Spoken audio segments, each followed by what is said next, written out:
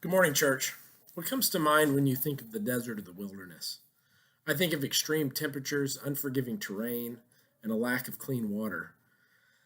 I think of it as a place where there's no permanent shelter, a place with dangerous animals. In short, it seems to be a harsh place, a place not kind to humans, and a place where we typically don't want to be.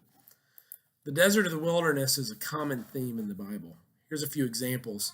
We see Moses, after killing an Egyptian, flee to the land of Midian, which was a desert area, and he was there for years before God called him to go back to Egypt. We see the nation of Israel sentenced to wander in the wilderness for 40 years before being allowed to enter the promised land. There are many more examples, such as Elijah going into the wilderness after Jezebel threatens to have him killed, and we can think about Job's suffering as a kind of wilderness. And most importantly, we know that Jesus went into the wilderness at the beginning of his ministry. Now, while the circumstances may be different in each of these examples, we see that God uses the wilderness to accomplish something.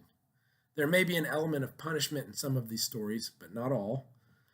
But I think that there's something deeper going on here than just a punishment. There's something more than just maybe the surface understanding that we glean the first time we read these stories. Moses is being humbled and prepared in Midian in order that he can go back to Egypt to lead Israel out of slavery. The same is true of Israel as they wander. They must be purified before they can enter the promised land. Job was an innocent man, but he was forced to suffer, and in a sense, he learned from this suffering. Jesus was brought into the wilderness. He was tempted. At the end of his ministry, he would be in the Garden of Gethsemane, sweating blood. He would then be tortured and crucified, but for a reason. The good news is that God used the wilderness to bring something of great value. Moses was called by God to lead the Exodus. Israel was brought into the promised land.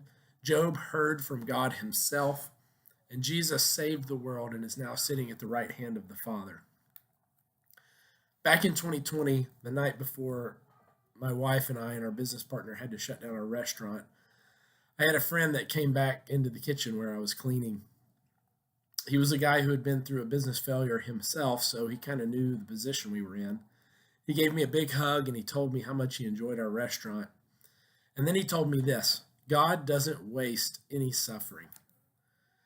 When you're in the desert, or if you're in the wilderness, it can seem almost hopeless at times. But we have to remember that God is present and that he doesn't waste that time. In fact, God leads us into the wilderness because he has great things to prepare for us.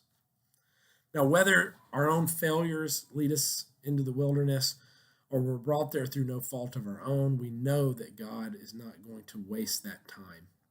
Let me read a passage for you out of Hosea chapter 2. It's verses 14 and 15. Therefore, I am now going to allure her. I will lead her into the wilderness and speak tenderly to her. There I will give back her vineyards, and I will make the valley of Achor a door of hope.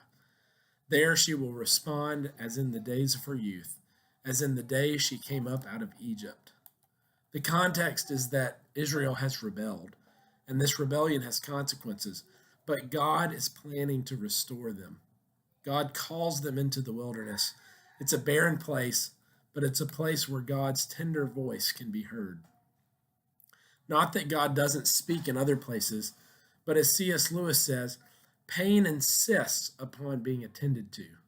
God whispers to us in our pleasures, he speaks to us in our conscience, but shouts in our pain. I hope that you are personally experiencing a time of great blessing, financial, physical, emotional, relational, but chances is even if you're in a good time right now, there's going to be a difficult time on the way. I want you to think about those difficult times, those times in the wilderness, those times in the desert, as a blessing.